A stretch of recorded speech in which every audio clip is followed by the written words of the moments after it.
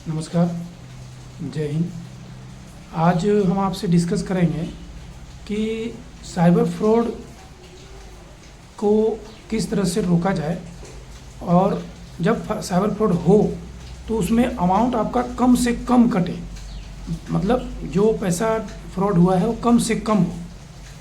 तो उस विषय पर हम आपसे बात करना चाहेंगे इस बार, और इसमें कुछ आपको जानकारी देंगे हम कि किस तरह से आपके अकाउंट से पैसा जो है कम डिडक्ट होगा, और ये आपको काफ़ी लाभदायक रहेगा। इस चीज़ के लिए आपको बेनिफिट भी हैं, इसमें कई चीज़ें हैं कि जो कि कम से कम अगर साइबर फ्रॉड होता भी है तो कम पैसा कटेगा आपका।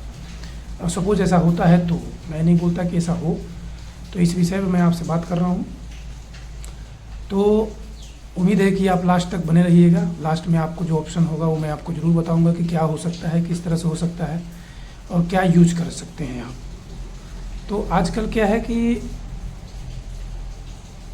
ज़्यादातर लोग हैं अपने यूपीआई, जो आपको यूपीआई के थ्रू कहीं भी पेमेंट करते हैं, कोई भी पैसा आप भेज रहे हो तो तुरंत बहुत चीज़ें अच्छी हैं कि आजकल आसान हो चुका है।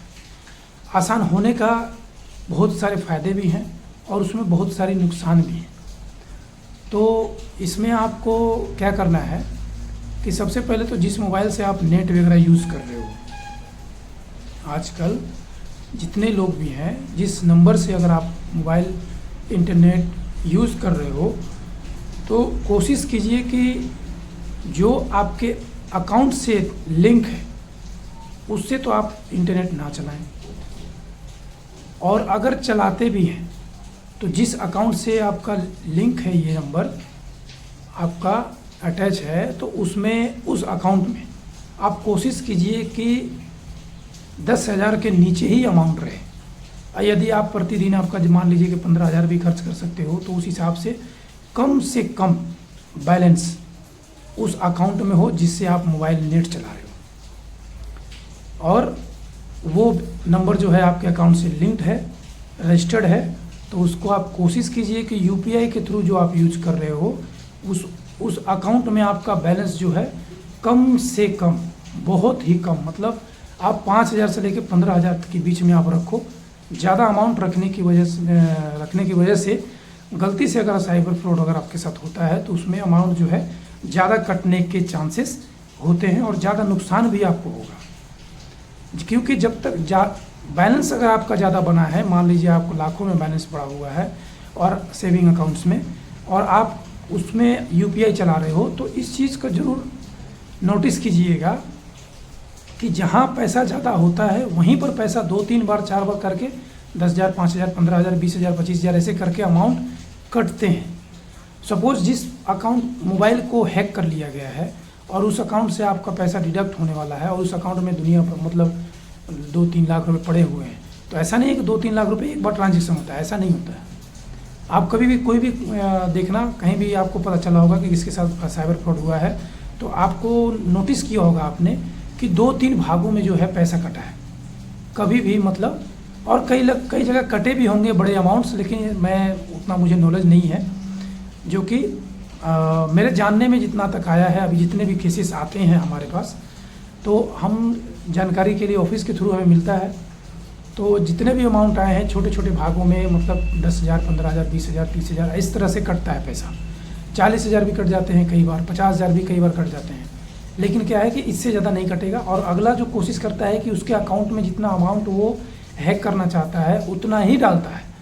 और मान लीजिए अगर अगले ने हैक करने की वजह से वो आपके अकाउंट जो डिडक्ट करना है उसने डाला है 20,000 और आपके अकाउंट में मात्र 10,000, वो ट्रांजेक्शन ऑटोमेटिक फेल हो जाएगा, तो वो आपका पैसा ट्रांजेक्शन नहीं होगा। और सपोज अगर 5,000 डालता है, अकाउंट में आपके 10,000 पड़े हैं, तो 5,000 को पक्का कटना है, तो वो दूसरी बार भी ट्राई करेगा, 5,000 और डालेगा, फिर काटेगा। लेकिन ज़्यादातर के केसों में 5,000, 10,000 के मैटर पे ही मैक्सिमम जो है कि 5,000, 7,000 वाला अमाउंट बहुत कम कटता है, न के बराबर कटता है। सीधे लोग चाहते हैं कि वो पैसा आपका अमाउंट 20,000 हो, 15,000 हो, 10,000 हो, इस तरह का काटेंगे और तभी आपका हो सकता है। और जब आपके अकाउंट में ही बैलेंस नहीं होगा तो आपका पैसा कैसे कटेगा?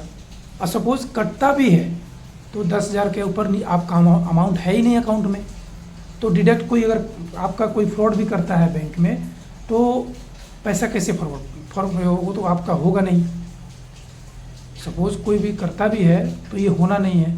तो कुल जो मेरे पॉइंट्स हैं, ये कहने का मतलब है कि जिस नंबर से आप इंटरनेट यूज़ करते हो उस नंबर पे आप जो आपका अकाउंट रजिस्टर्ड है खासकर उसको तो मत चलाइए। सपोज़ अगर चलाते भी हो तो जिस नंबर से जो अकाउंट अटैच्ड है उस अकाउंट में मिनिमम अमाउंट होना चाहिए। अब मिनिमम अमाउंट में आपको 10,000 के नीचे रखो तो बेस्ट ऑप्शन रहेगी आपके लिए। सपोज़ ज़िंदगी में कभी ऐसा, मैं नहीं बोलता होगा, लेकिन अगर कभी गलती से हुआ तो 10,000 जितने अमाउंट आपके होंगे उससे ज़्यादा आपका लॉस नहीं होगा। कई जगह होंगे भी 7,000 8,000 भी नुकसान होंगे। अरे भाई, तो कम से कम 10,000 थे तो 7-8 हज़ार हुआ नुकसान, चलो कोई नहीं, उतना ही तो रह गया ना। उसी जगह पर अगर आपके अकाउंट में 50,000 होता तो वो अकाउंट पैसा जब 50,000 कट जाता तो जहाँ 10,000 कटना चाहिए था वहाँ 50,000 चला गया, तो बेनिफिट किसका हुआ? लॉस तो होना ही है, जो होना था वो तो हो ही गया है। लेकिन अमाउंट को रोकना, मेरे हिसाब से अगर आप चलें तो यूपीआई का जो आप यूज़ करते हो उस अकाउंट नंबर पे आप कोशिश कीजिए कि अमाउंट कम से कम हो, 10,000 के नीचे रखिए। और इसमें मेरी 100% श्योर मैं हूँ कि आपका जब अकाउंट हैक भी होता है तो आप याद रखना कि 10,000 ही अकाउंट में है तो 10,000 ही जाएगा। सपोज़ अगर गया तो, और जिस अकाउंट में मान लीजिए कि पहले से ही अगर मान लो लाख रुपए पड़े हैं, 50,000 पड़े हैं, तो ज़्यादा अमाउंट रहेगा तो ज़्यादा डिडक्ट होने के भी चांसेस है, ज़्यादा चोरी होने के भी चांसेस है।